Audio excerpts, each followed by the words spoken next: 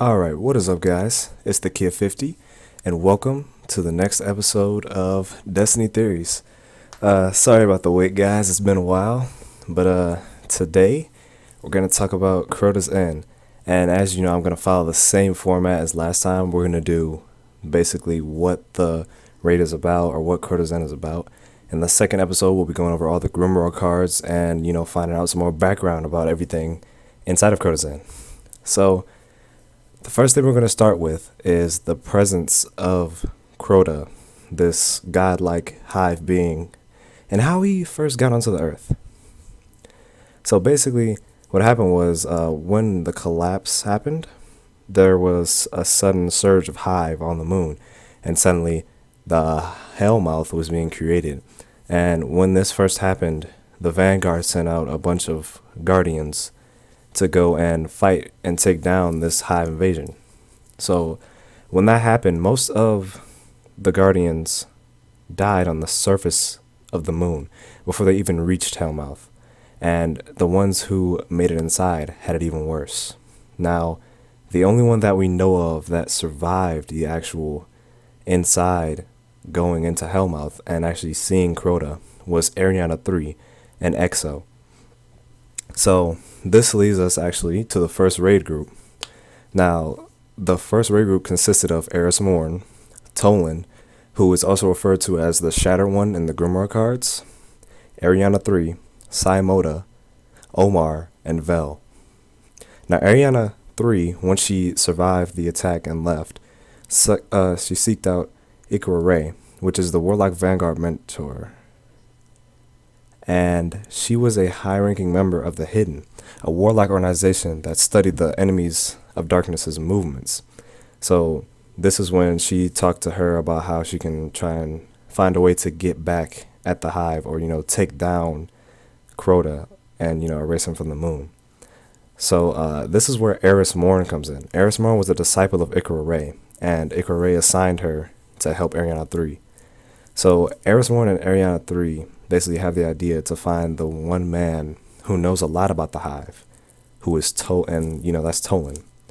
So just for a little background on Tolan was exiled from the city long ago because he was very obsessed with the darkness and with the hive, and he went and lived with them and researched them and everything. And he also created the exotic weapon Bad Juju. Now, after Tolan joined the group, Eris Morn and Ariana 3, they recruited Saimoda, Omar, and Vel.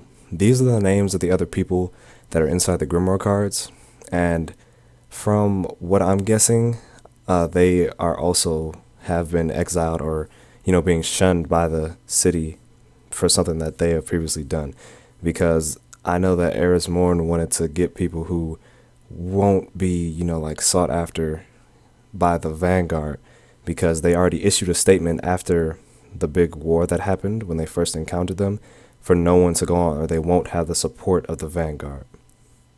Alright, so now we're going to move on to the raid. So Eris Morn and the group went to fight what would be called like the generals of Crota's army, according to Tolan, which were the heart, the hand, the eyes, the fist, and the might of Crota, and also Omnigul, the will of Crota. Now, this is interesting about these enemies. The hand, heart, eyes, fist, and might of Crota are all in the open world on Earth. So they're not really, being specialized. They do have little opening events where, like you fight a hive, or like you go and activate something and then they'll come out. But Omnigul has her own strike devoted to her, which shows that she's more powerful, or, like her, she's like the right-hand man of Crota. So after this, or after finding them, they delve into the Hellmouth.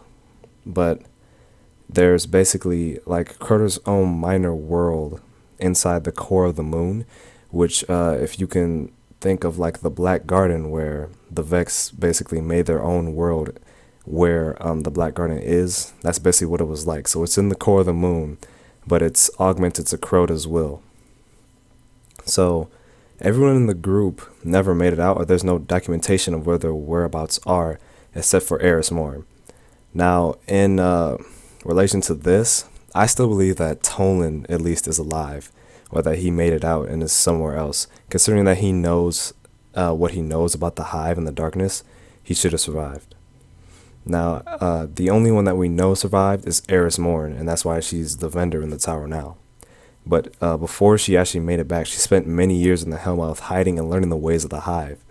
And, as we can see her now, she has 3 eyes, and there's blackness or something, or darkness seeking out of the cloth that she wears to hide her 3 eyes. This is when, afterwards, spending many years, she returns to the tower to help the Guardians take down Crota.